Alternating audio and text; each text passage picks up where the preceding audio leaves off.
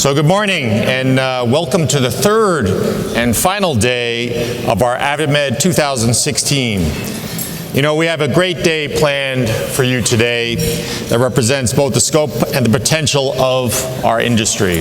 Minister Rao is a cabinet minister in India's 29th and newest state, Telangana. Actually, you might have heard of Hyderabad, major city there. With oversight over ITs, industries, mining, foreign affairs, and urban development, Minister Rao is the cabinet minister who holds the largest number of ministries in the state of Telangana.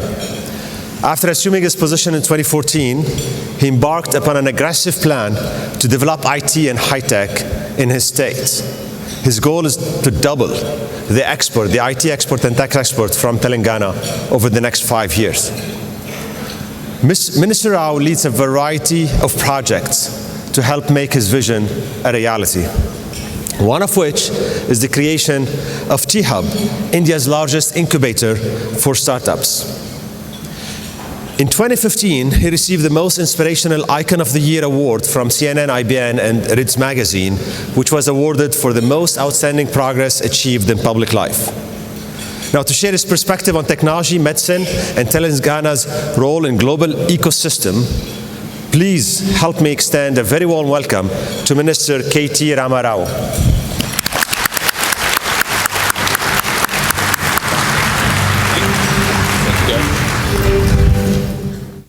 Good morning, ladies and gentlemen. I'm delighted to be here representing my country, India, and more specifically my state, the youngest state in India today, Telangana. Let me start first by mentioning a bit about my state. We are the newest state, as I've just mentioned, the 29th state in India, which has come into being about 2 years ago. I'm proud to share with you that within a short span of these 2 years, the state has made rapid strides of progress in economic and infrastructure growth, and is growing today at more than 16%, which is almost double the rate at which India is growing. Under our new industrial policy, which makes time-bound clearances within 15 days a right for the investor, has set new benchmark in transparency and efficiency. And we have till date, in the last 12 months, accorded more than 2,500 clearances, and more than half of these units that we've issued clearances to are in commercial production stage.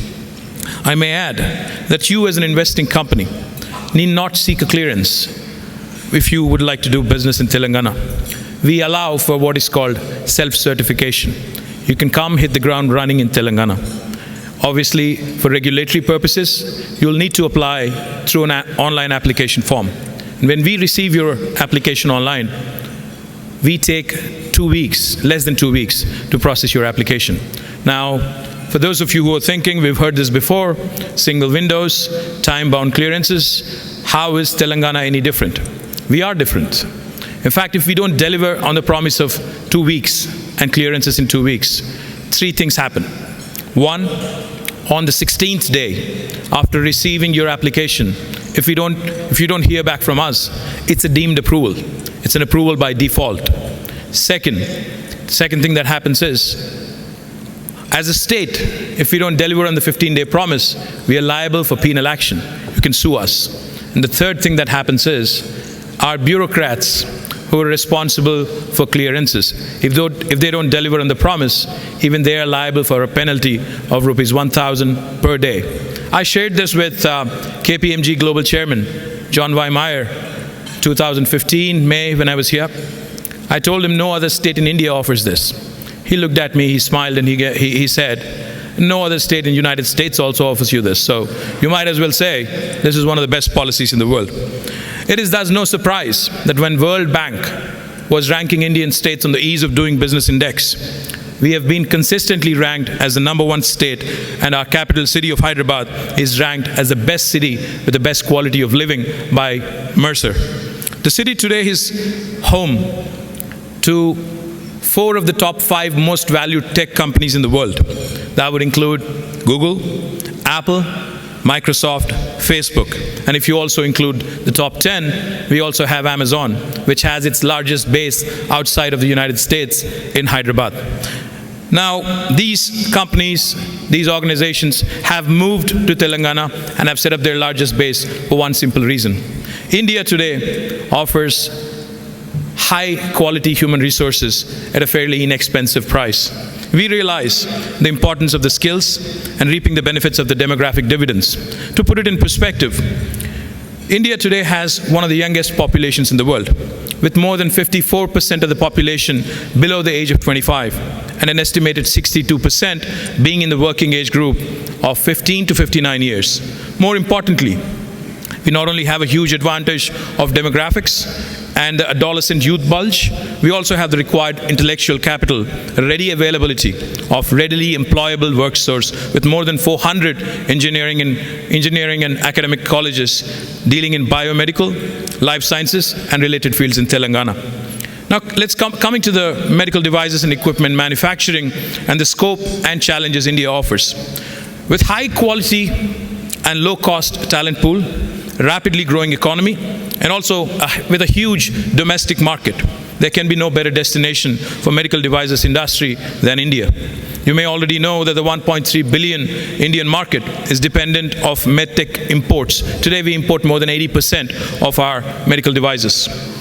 As Omar Ishraq, the CEO of Medtronics, pointed out, the gap between the existing demographics and eligible entitlement and where we actually are today in India is huge and provides a huge untapped market. Let me also specifically now talk about medical devices sector and the opportunities and concerns in India and how we, the state of Telangana, offer a way out and also make it an attractive destination as anywhere else in the world. Medical device industry globally, as you all know, is around $200 billion worth. In India, the medical devices sector is pegged currently at about 6.3 billion, which is quite small compared to the global business, but rapidly growing. The compounded annual growth rates that you see in India today at the rate of 15%, according to Medical Technology Vision 2025, the report of CII and BCG, India is yet to advance in the field of market opportunity and create a hub for innovation and development in this sector. Currently, more than 70% of devices are imported. As per reports, this sector has the potential to reach $50 billion by 2025. It is recognized that the healthcare needs and challenges for various markets are not the same, and hence the only solution is indigenization. My friend Gary Pruden, who just introduced me, had already mentioned to me yesterday that Johnson & Johnson is constantly looking at scouting for new innovative solutions, and I'm sure this is the case with many others who are participating here too. Now, what do we offer? I've had excellent interactions over the last one day with several of the industry leaders. Now, regulatory mechanism in India, there are a series of measures taken by our government and regulators to give the country's medical device sector a complete transformation. Traditionally, the devices have been regulated in India as under Drugs and Cosmetics Act. However, a medical devices bill will be brought out in the next 3 to 4 months. A timeline is set by the country's leadership to promote and regulate medical devices industry. This, I think, is a very important step forward. This medical devices bill attempts to address issues in policy support, infrastructure, validation center, skill development, R&D, pricing policy, more importantly, duty structure, and regulatory framework. Already the government of India has allowed 100% foreign direct investment in the field of medical devices. The regulatory body in India is also going through a transformation in terms of increased capacity, time-bound and more transparent clearances. We will take it up with the federal government as a state with all sincerity, after having heard from all of you yesterday and day before with the kind of issues that you have in this industry. In terms of pricing, the recent extension of price control to the devices industry and fixed duty structure is a cause of concern, is what I've learned.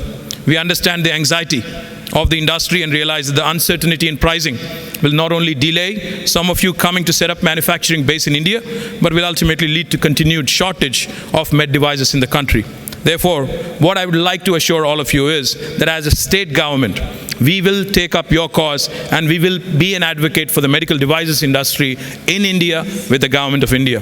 Now, with respect to IP-related issues, patents are whether inseparable attendant of innovation and innovative products. There have been issues with patents, but India has introduced recently, Government of India has introduced its IPR policy of 2015, And I assure you, we are the first state in the country, in India, to have introduced an intellectual property crime unit, which not only enforces, but takes IP as a very, very serious challenge. The ease of doing business, as I've mentioned, we've been consistently ranked as one of the top states, and today we are the #1 state in India. I would dare to say that we as a state stand in competition with some of the best promising destinations across the world. The tax structure in India is also being eased out. With GST coming in, today India has one tax for the entire country. I wish to reiterate that we have one of the best healthcare infrastructures in the country, and Telangana is also a hub for medical tourism in India. Given the extraordinary ecosystem of the state for life sciences, healthcare, information technology, and engineering talent, the state has identified medical devices as a strategic sector for the growth. Hence, we are developing a medical devices park in about 250 acres as phase 1, and in about 1,000 acres in phase 2, which is first of its kind in India. And I invite you all to come visit us and learn more about the opportunity that we offer. I'd like to take this opportunity to invite us to pay a visit in Hyderabad. End of the day, seeing is believing. It's our personal commitment to make things work, and I'd like to thank AdvaMed for this wonderful opportunity, and thank you all for being so patient so early in the morning. Thank you very much.